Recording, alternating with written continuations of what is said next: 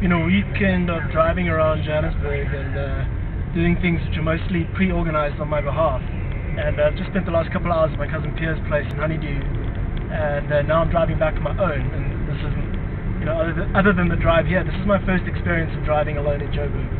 I'm not going to mention anything about crime or stereotypes. What it has brought to my attention is that your life is a series of distractions. Okay. I've been doing something the whole weekend, and now when you drive, it becomes a bit meditative. And now, for the first time, I'm thinking. Your life is a series of distractions.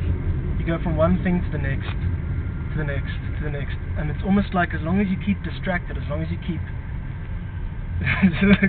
talking about distraction while driving around, talking into a camera is probably quite ironic, but that is actually it. Your life is a series of distractions. You go from one thing to the next, and there's this terrifying fear of not being distracted. And I've noticed this in myself, and I can see it through the behavior of my fellow human beings, that everyone is terrified of doing nothing, of being completely at ease and at peace. Everyone is terrified of that because no one's used to the idea of doing nothing. Okay, that's point A. What is the answer to this? I don't know. It's certainly not do nothing. In fact, if anything, I espouse the theory of being active. I espouse the lifestyle of action. I believe action is rewarded. So I live the question, like everyone else, and I don't know what the answer is. I don't know how to overcome this fear, this primal, innate fear. I just don't know. I'm not going to try and figure it out.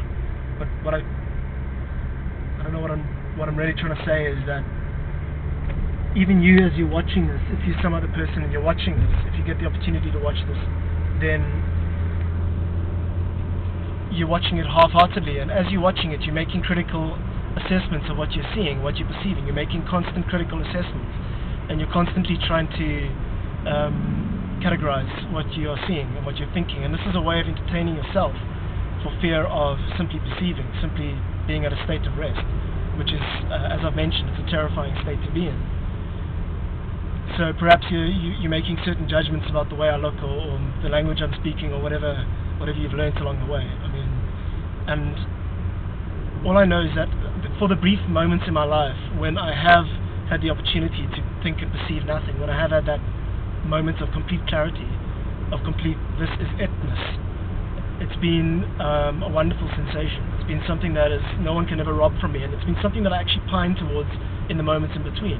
Like, I'm distracted now. I know that I'm speaking with half of my attention focused on driving, half of it focused on what I'm doing, and actually, some of it focused, if there's anything left after this half, some of it focused on how this video is going to be perceived by anyone else who watches it. So I'm not fully here, and that's the human condition. You're not fully here. And I'm not saying there's an answer or anything. Like I said, it's a question. But for those moments when I, personally, in my experience, something that no one can take away from me or dilute or criticize or twist, so it's not an ideology. It's that to which all ideologies point, is your constant unfolding experience, the source. I call it the source. Even in this state of experiencing things, it's necessary to live your life looking for the next moment of clarity. It's highly necessary. In fact, it's something to live by, living your life for the next moment of simple perception, of simple acceptance of what is happening. You're free falling. There's no way you can stop it. There's no way you can stop the time. Every moment of your life has been a moment of constant change. In fact, that has been the only certainty.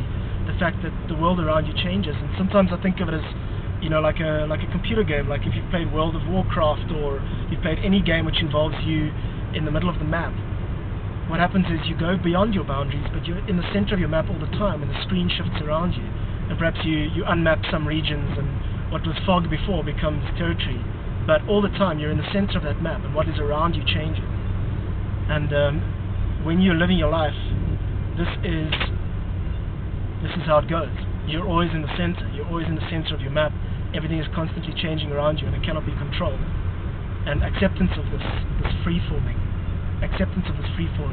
will be conducive to living in a state of clarity. That's all I'm going to say, because otherwise I really am going to have an accident. Simple perception 101.